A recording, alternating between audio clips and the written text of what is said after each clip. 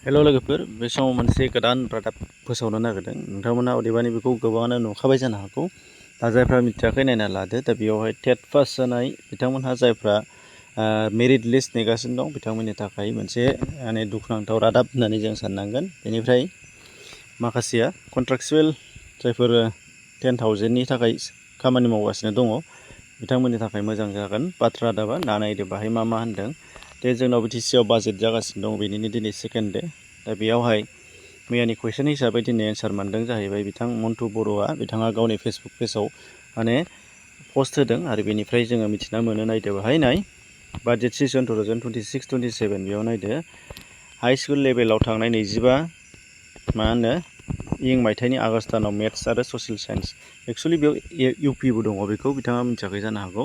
दा बेयावहाय होनायाव बिथांमोननि माने फैसाया एबा बाजेटआ जाखोना जादों होनना सानदोंमोन। बाहाय नायदो, नै बाहाय नुबाय, नै बाहाय ओंखारबाय बिथांमोननिया होसिगोन होननाय बाहाय दङ। नाय मा होनदों, नै हाई स्कुल लेभेलाव थांनाय 2025 मायथाइनि आगस्ट दानाव मेथ्स आरो साइन्स आयदायाव 6 दाननि थाखाय दानफायाव 10,000 राङै कन्ट्राक्चुवेल फोरोंगिरि थिसननाय जादोंमोनब्लाबो 2025-26 रांखान्थि बोसोराव बिसोरनो दान बान्था होनायनि रांखौ हमनाय जायाखैमोन होनदों। नाथाय दानि 26-27 रांखान्थि बोसोराव बिसोरनो दान बान्था होनो थाखाय रां हमनाय जाबाय होनना बुंदों आरो।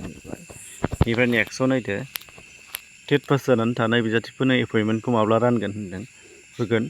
दा बेयाव होदों बिथांमोननि एन्सारा नायदो नाय, टेट पास जानानै थानाय LP आरो MEनि बिजाथिफोरखौ सायख'नाय आरो नायबिजिरनाय हाबाफारिया माब्लाबानो जोबलांबाय होनदों। मानगोनां जौसिन बिजिरसालि आरो गुवाहाटी गोजौ बिजिरसालियाव नियसनि बिजाथिफोरा होनाय केसनि सायाव फाइनाल जाजमेन्ट मोनब्लानो एपइन्टमेन्टखौ होनो हानाय जासिगोन होनदों। अर्थात दासिमबो नियसनि बबेबा मोनसे खोलोबा केस नांनानै दङ, फाइनाल जाजमेन्ट जायाखै।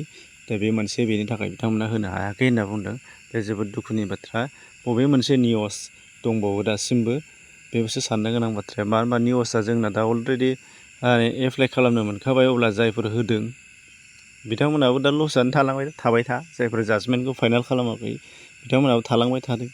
दा मालायाबो मोना, बिथांमोनाबो मोननाय नङा, बिदि थालांगासिनो दं आरो। दा जेखि जाया माला मोनहैगोन, जोबहैबा होगोन होनदों आरो। बे मोनसे लास्ट नायदो 3 नाम्बारा, HSLC आरो HS आनजादाव 60% सायाव मोननाय फरायसाफोरनो 3 लाख रांनि अनसुंथाइ होगोन होननानै फोसावनाय लेखा जिल्ला महरै साबेसेनो बेसेबां रां होखो फारिलाइखौ फोरमायनो थाखाय खावलायनाय जाबाय होनदों। दा बे कुइसननि एन्सारा नायदो बिथांमोना, बेयो जोंनि टेटनि थाखाय माने टिचारफोरनि थाखाय नङा। अब्लाबो मिथिना लादो, 3rd नाम्बाराव HSLC आरो HS आनजादाव 60% सायाव मोननाय फरायसाफोरनो 3 लाख रांनि अनसुंथाइ होगोन होननानै फोसावनाय जायाखै होनदों। बबेखानि जिल्ला थाखोआव HSLC आरो HSआव टप 10 जानाय फरायसाफोर आरो MILआव 100 नम्बर मोननाय फरायसाफोरनोसो राङारि मदद होनायनि बिथांखि लादोंमोन होनदों आरो। नंगौ, बेखौनो नुदोंमोन जोंबो, 60% एबभआव होननायखौ जों बारा नुवाखै।